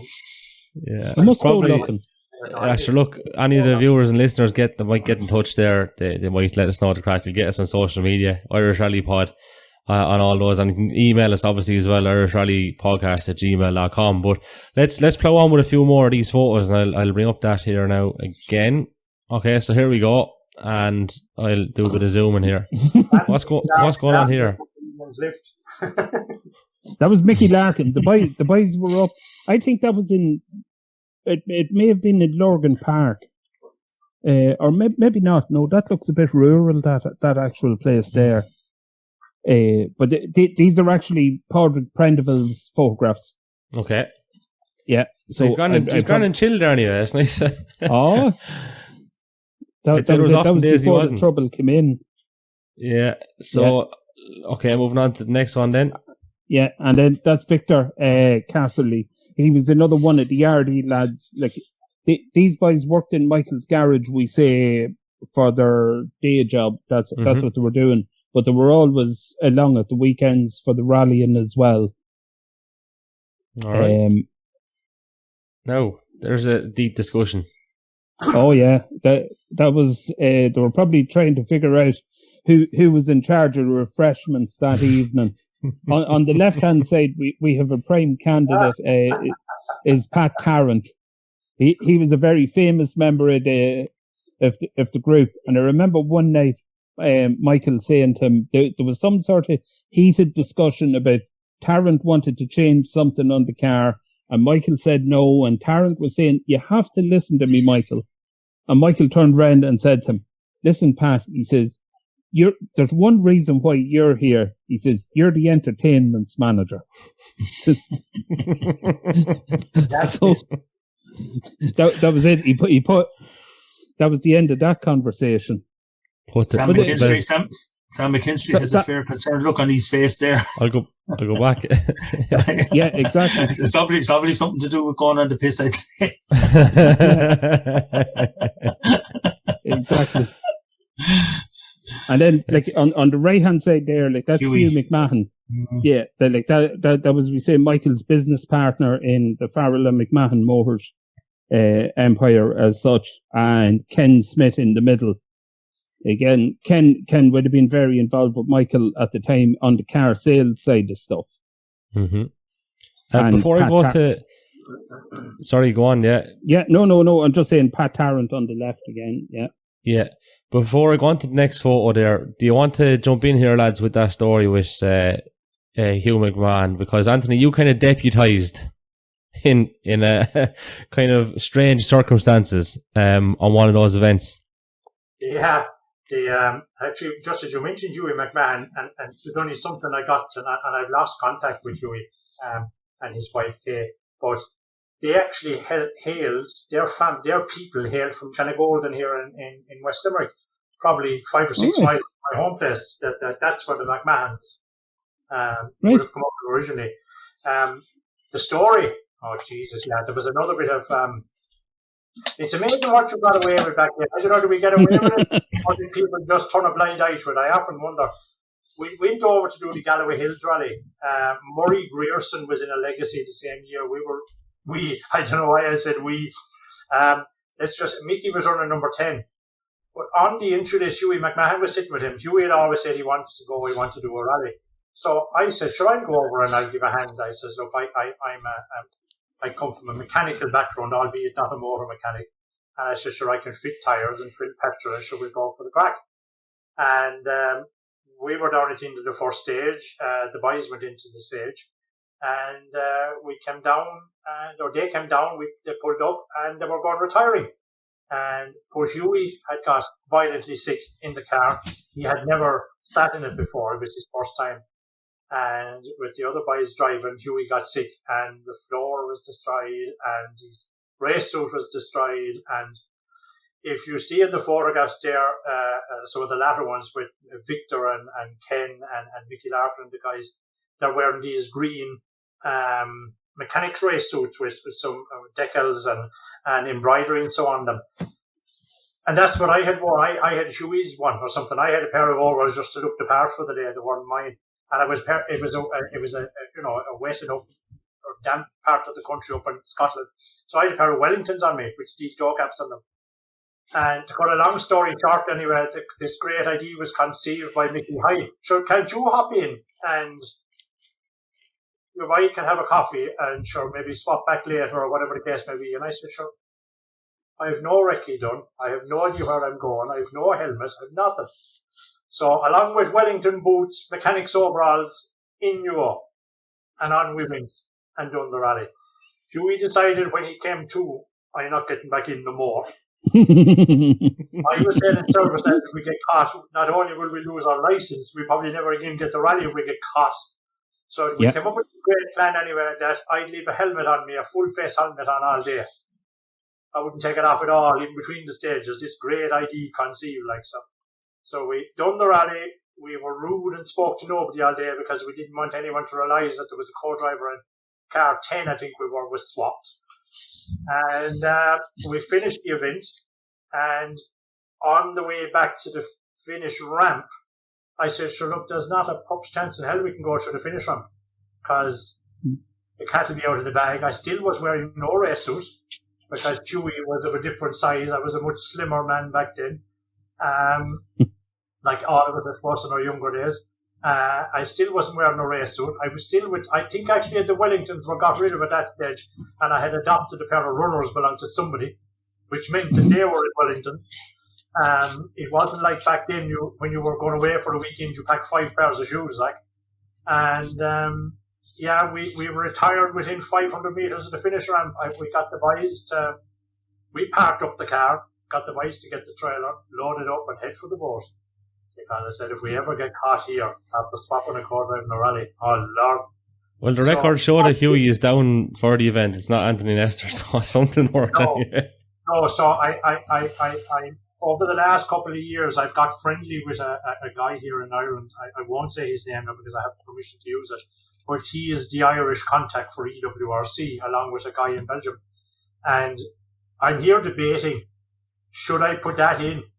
I did all the stages but one, and I wasn't on the list, and I wasn't officially there, so does it count as an event? Because I'm trying to, and I get Adrian's help in the future. We'll sit down someday over a coffee when all this COVID is over. I'd love to sit down and get Mickey's record on EWRC right, because it's miles off. Like, it does a phenomenal events. I think I counted at a rough guess. I think there's 14 victories I found at a glance missing out of it. And probably. Huge amount. I know the year we did over 30 events. The particular year is only shown about 4. So I wouldn't mind getting it just to have the record book straight. For us all. And mine. It'd be nice to get it right. But of course, with no online results back then, it's not easy. You have to contact each club individually, and there's a bit of time involved. But that was the one and only time I did actually. I might have done it afterwards again with somebody else. Yeah, so that was my maiden Galloway Hills rally. Interesting to say the least. So it was the first time I did all of the rally bar the first stage. I don't think there's too many of that as a claim to fame. So I didn't start. Actually, I did the rally, but I never started it and I never finished. Well, you were going to jump in there. Work away. Do any of you remember, or can you remember, what was it, 94 or 95, that Mickey entrusted the legacy to Huey to do Carlo? It was 95. Sean Welsh sat with him, and they lost the wheel. Was Mickey standing on the side of the road, and the wheel came down the road ahead of him, and the strut. It was on the Gary Hill stage, I think, over where it was 94, I think. Were they doing the road or were they doing the rally? They were doing the rally. I knew they were doing it. I was there. Yeah. I remember that Mickey was standing on the side of the ditch, and the wheel and the strut came down the road, and I think it was on the Gary Hill stage near where Murphy used to live. It was down the narrow laneway. But I think it was on the first or second stage. They got no distance. Yeah, they didn't. No, they didn't. They didn't. I remember that Sean Welsh was sitting with him. I had forgotten that. Yeah. Because I remember, like Sean commented, he says there wasn't any point in calling any notes. He wasn't listening. That's what he said. I forgot that. Yeah. No, because I have a picture of the car, as Kevin mentioned earlier, the Norney Village, we say with a bit of damage. Wasn't that Norney Village? I think that was a later year in Carlow. That wasn't 95. Yeah. Right, so I think you had a bit of damage at that corner as well, had you? We hit there was a bridge. We hit the bridge. Myself, Mick Fogarty, and Mickey and Anthony hit it as well.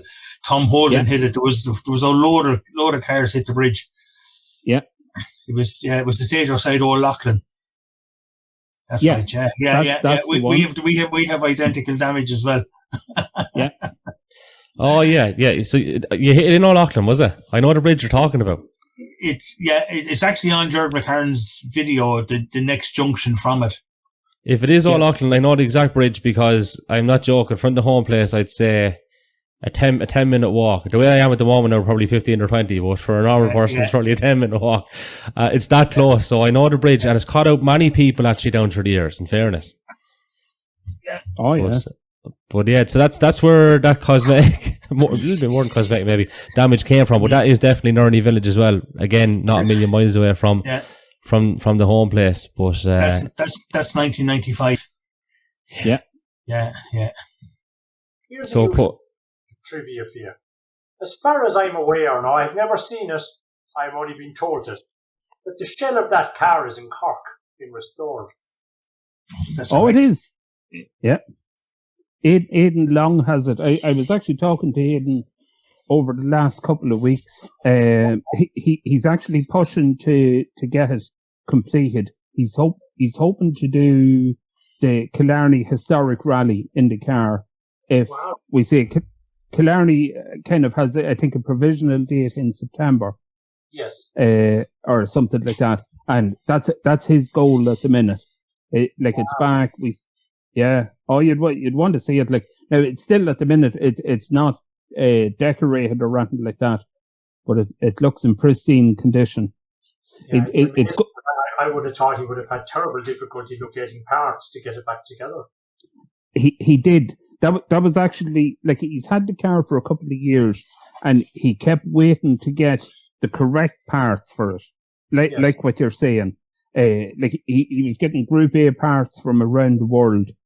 Like it's actually a very famous car that I don't think we realized at the time. We say the history with that shell, like because Aidan went back, like he has records from ProDrive when he went to buy it. He wanted to find out the history.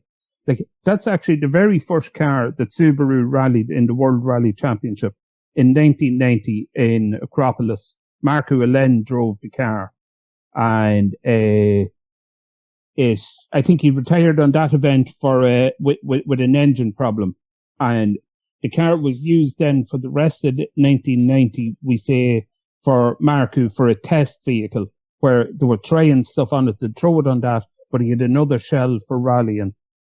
It was used for wrecking a couple of times as well. And then when Colin McRae joined ProDrive in 91 for the British Championship, that was the first car that he sat into. It actually was sitting with different registration plates for the 91 season with Colin. because it was G87 VUD was the reg. But Aidan's records show that it was the same car. Like Colin won the circuit in it in 91. And like as far as I'm aware, Michael never knew any of that history. No, I didn't. I never knew it either. Yeah, that's news. Yeah. So G87 VUD, a model of which I have at home actually, I think. So that was actually the same car. Yeah. It was the same chassis. Yeah, it was the same chassis. Like obviously the plates would be easily changed. Yeah, there was a lot of plate changing back then. Yeah, but like all their records prove. I think it was chassis number 103. They said, but they showed all the events that it done. We say, and then obviously after Colin used the car, then it was Eddie Torrance got it. At the end of he had it for 92. And I think Torrance was one of the first privateers. I think he had his before Fisher. Yes. Yeah, he was in. Yeah. I think he got his around the same time as McKinstry. Yeah, that's right. I have a very funny feeling that Eddie might have done an event at the end of 91 in that car. Just now that you mentioned that, like obviously Kenny landed at Galway with the Caliber car H7 Cal, but that was it. So that car like is almost there. Like it's had a full engine rebuild with Autosport Heat, a new loom made up, all the bodywork repaired, and it's been painted back in the original Subaru World Championship colours, the white and pink and green. Oh, the Auto Technica. Yes. Yeah. Exactly. Yeah. That's mad. So literally, the legacy lives on in more ways than one. Like, you know, pardon the pun. But it's great. It's fantastic to hear that. Like, I wonder what reg number he's going to use. Is he going to use the GU7 or G184? No. G184 AGO is staying on it. Yeah, because like that was the reg that they ran it on in the Acropolis. Yes, I have a model of the Acropolis with Mark Berlin driving it, and the G187 I picked up in eBay there years ago. All right. That model is out there. It's hard enough to get, but it does appear from time to time. Very good. So, like, you know, we've got through a hell of a lot, lads, but there is a couple of more that we really can't leave out. We mentioned one of those briefly, and that was Podge. You were on gravel crew duty with Charlie Donnelly, and the boys were expecting Anthony and Mickey were expecting solid regular information, and it wasn't forthcoming, I believe. Well, it was coming up to lunchtime, and then they disappeared. That was the 96 circuit. It came down to Dublin. Sally Gap didn't run. They came over to a tie. The last stage on the Good Friday was in a tie. And there was a service in Limerick afterwards, and a road section, or service in Portlaoise afterwards, and then a road section to Limerick. We were waiting at the end of the tie stage, and word came through on the radio that there was a problem with the car. And Sam and Gary Brown then it was, I think, from memory, it was a gasket on the manifold gasket, or gasket on the turbo. They didn't have one in the van. It was up in Banbridge. So what were they going to do? Good Friday evening, and next thing, Sam says, well, he says, you may go to Fatty. That's what they used to call Kenny. You may go to Fatty, he says, and get him to bring it down. So we had no mobile phones, no nothing. There was a phone in the car. It was a front wheel drive twin cam Corolla. And so we headed for Dublin up the road. We met Kenny in between Newry and Banbridge, got the part, turned around. This could have been maybe 9:30 Good Friday night.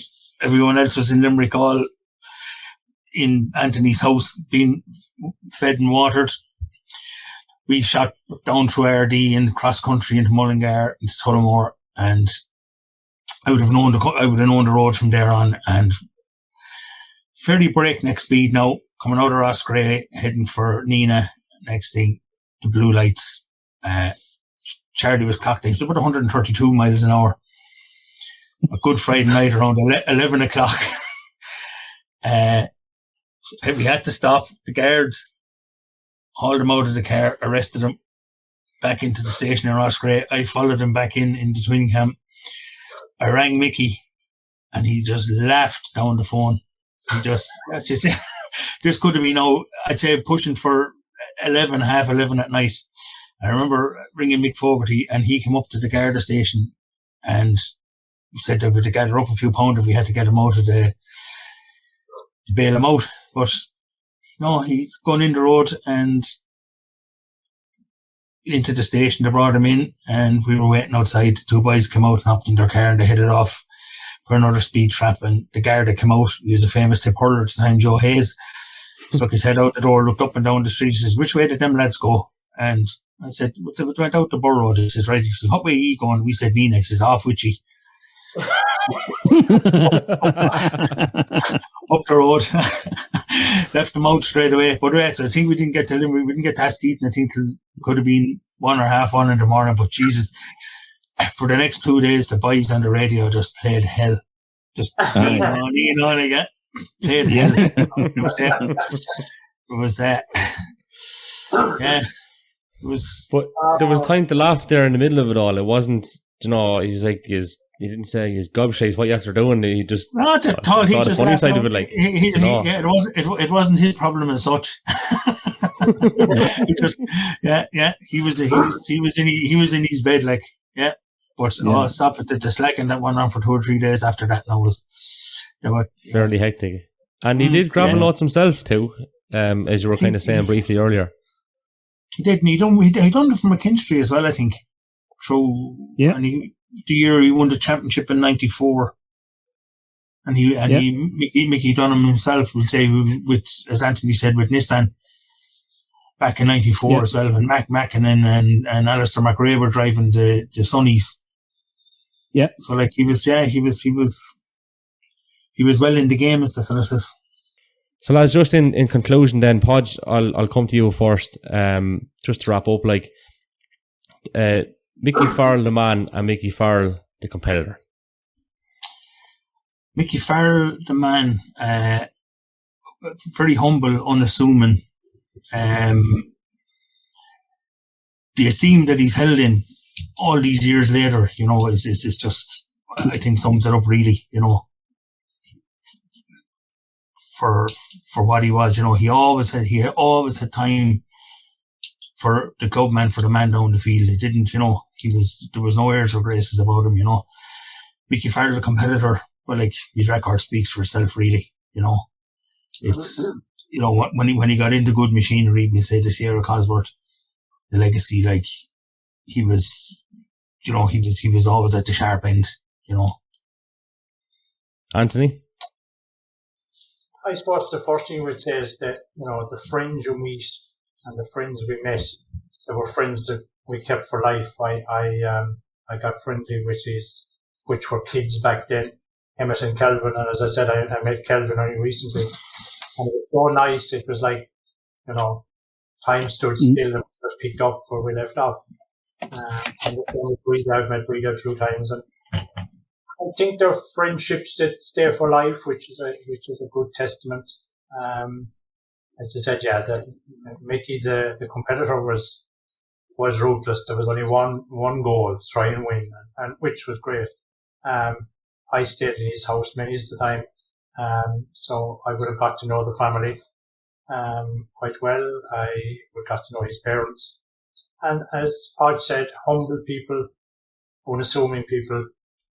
And we just got to be good friends. Now, I suppose like everything, and I'm guilty of this certainly, through the passage of time, sometimes you don't meet people as often as you'd like to. It's not a part of the world we would regularly visit, certainly. But it's and I suppose a testament to the esteem in which he was held. The fact that yourself, Kevin, on the Irish Rally podcast, took the time to do this, and what we have done tonight is another memory that will be there long after we've moved on. And I see every year of his anniversary, there's loads of, Facebook there was no Facebook then, but every year on his anniversary there is pictures and well wishes and memories and all sorts that get shown and broadcast, and they're lovely. I think a day, certainly for Adrian and I, and I'm sure the PIETA and the lads, I think the day we see the car out again, I think will be, that'll be the day. Yeah. I'm looking forward to it. Yeah, I'm just having a think on it. I think I'll do a lot of reflecting that day. That will be exactly. I think it will be a surreal day for me. It's a car I'm going to have to, if I realise it's coming or appearing, I think I'd like to go see it the week before. I think it's the kind of thing you'd like to spend 5 minutes alone with it if you could understand when I come up with that. Yeah, absolutely. Yeah. Oh, that's it. That's going to be a big day for any of us that have been around and seeing Mickey progress to the heights that he did. The car will be the memory, because obviously the last day we saw the car was leading Mickey on his final journey. I think Charlie Donnelly drove it that day, and that was the last time I ever saw the car.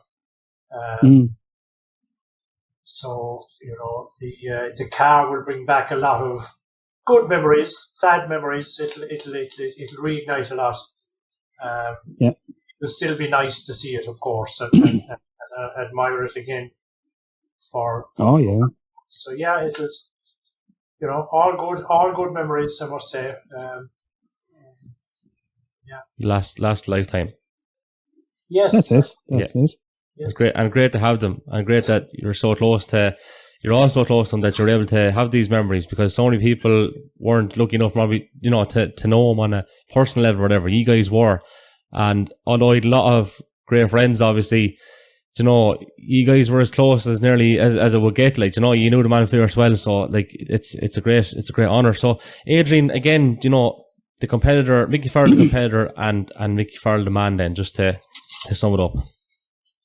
Well, like, obviously, we say for myself, like, as I said at the beginning, like, I've watched him through all the different sort of steps in his motorsport, we say, like, and like, he's a chap that we say I've known all my life. If you had told me, we say when we were in our late teens, that he was going to be a national rally champion within 15 years or something like that, I don't know whether I'd have believed it, like, because he was just he was, how would you best put it, he was very full of life, and he didn't seem to have the focus or anything like that at the early stage. But as soon as he started rallying, there was a totally different side of him came out, and he got a lot more organized, where he was running his own team. It wasn't just a car and going to do a rally, but he had the people around him, which you've kind of referred to, but like, he started out with a very small crew with the lads in RD helping him out. But as a competitor, like, that grew to, we say, when he got to the stage where he was into the Sierra, and himself and Anthony, they forged like a very successful partnership. Like, we knew he was going places that year. There was no doubt about it, like, because he just gelled with the car, he gelled with Anthony, and you knew it was going to be right, if you know what I mean. And like, obviously at the end of the year, that got him onto the rallies committee, like that, which was a different side to the sport that he threw himself into. And like, that was a very hidden side, where he would have been involved with other clubs, where he was keeping up to date with whatever was happening in the area, like that. Obviously, to see him crowned national champion, like, that day just was unreal. When you think of all the hardship that they had through the day to see it at the end of the day. Like, I remember sitting on the steps of the Marine Hotel that evening with him, and he says, like, how did this happen? He said, is what he said to me, like, that evening. He says, like, I still can't believe that we could do it. But it was the people that he had around him. He brought out the best in them, I think, and it helped him to get to where he was. Like, then obviously as a person, like, having known him over all that time as well, like, I saw him through, like, the ups and the downs and all of that. Like, a very humble man. He was a very helpful man behind the scenes. Like, if he could help anyone in any way, he always tried his best like that, and didn't want to be seen to do it.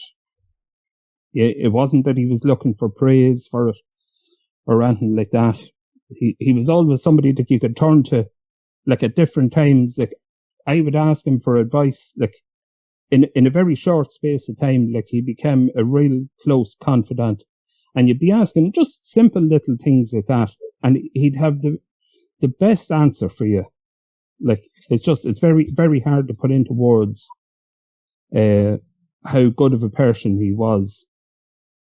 And I think you've all put it very, very well, lads. And again, I thank you so much for your time, and also obliging. And again, I think it just goes to show the esteem that the man is held in, like, in the space of hours. Like, we were able to get you guys who were more than willing to just come and do this.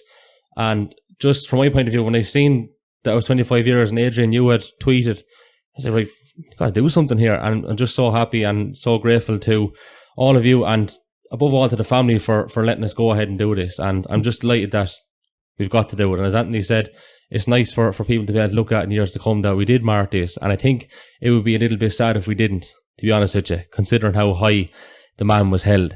So look, again, thanks, lads. And I think there's no better place to end this by playing the iconic video by Gerard McCarron. Mickey Farrell, of course, simply the best.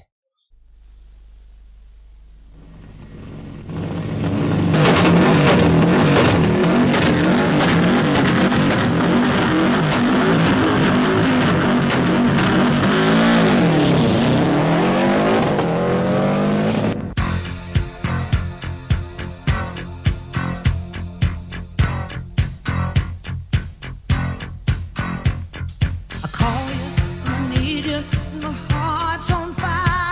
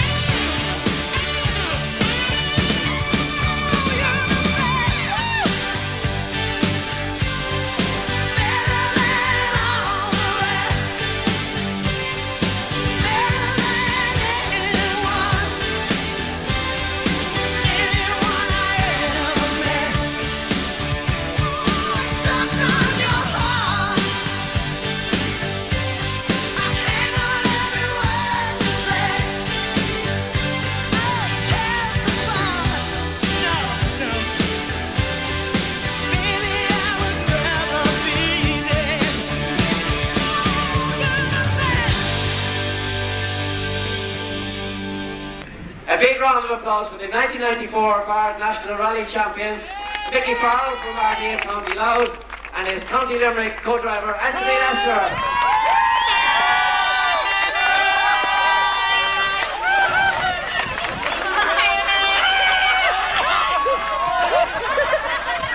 Now that's what you call a slither.